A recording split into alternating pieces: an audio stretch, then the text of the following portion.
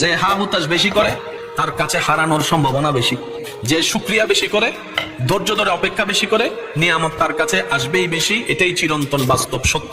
Cycle চালাতে গেলে পড়তেই হবে, যত পড়বেন তত কোমর আস্তে আস্তে সোজা হবে।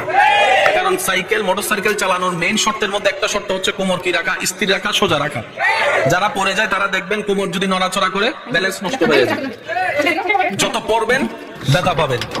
ধাক্কাটাই পাক্কা হয়ে একদিন দেখবেন আর পিছন থেকে একজনকে ধরা লাগছে না, আপনি নিজেই সাইকেল চালাইতে পারবেন।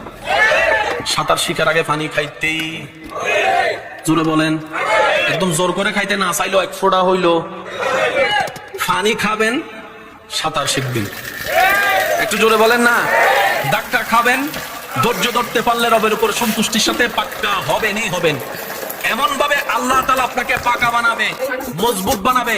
যারা আপনাকে ভেঙতে চেয়েছিল এক সময়, যারা আপনাকে নষ্ট করতে চেয়েছিল, ধ্বংস করতে চেয়েছিল, ওই আপনার ধৈর্য ধরে সবর করার কারণে, রবের সন্তুষ্টির অপেক্ষা করার কারণে আপনাকে আল্লাহ তাআলা এমন মজবুত দেওয়াল বানিয়ে দিবেন, আপনাকে আর কেউ ভাঙার ক্ষমতা রাখবে না। সুবহানাল্লাহ। ধৈর্য ধরলেই রবের রহমত আসবে, এটা নিশ্চিত, এটার মধ্যে কোনো সন্দেহ। কষ্ট দেয় কে? আমাদের আশেপাশের মানুষ। আপনাকে, আমাকে, আমাদেরকে কষ্ট দেয় কে? আশেপাশের।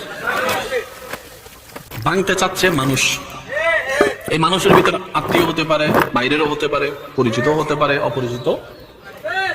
আমাদেরকে ভাঙতে চাচ্ছে কে? মানুষ। কষ্ট দিচ্ছে কে? মানুষ। কাঁদাচ্ছে কে? প্রতারণা করতেছে, ঠেং ভেঙে দিচ্ছে, দেওয়াল তুলে দিচ্ছে, রাস্তা বন্ধ করে দিচ্ছে, পানি বন্ধ করে দিচ্ছে, প্রতারণা করতেছে, কথা দিয়ে কষ্ট দিচ্ছে। মানুষ আপনাকে কষ্ট দিচ্ছে, তাকিয়ে আছেন আল্লাহ। নিয়ামত, তাকিয়ে আছেন আল্লাহ। এবার আপনার সেই মানুষের দেওয়া কষ্ট তিল তিল তিল তিল করে আস্তে আস্তে সহ্য ক্ষমতার বাইরে চলে যাচ্ছে, আস্তে আস্তে সহ্য ক্ষমতার বাইরে চলে যাচ্ছে। আপনার রব তাকিয়ে আছে।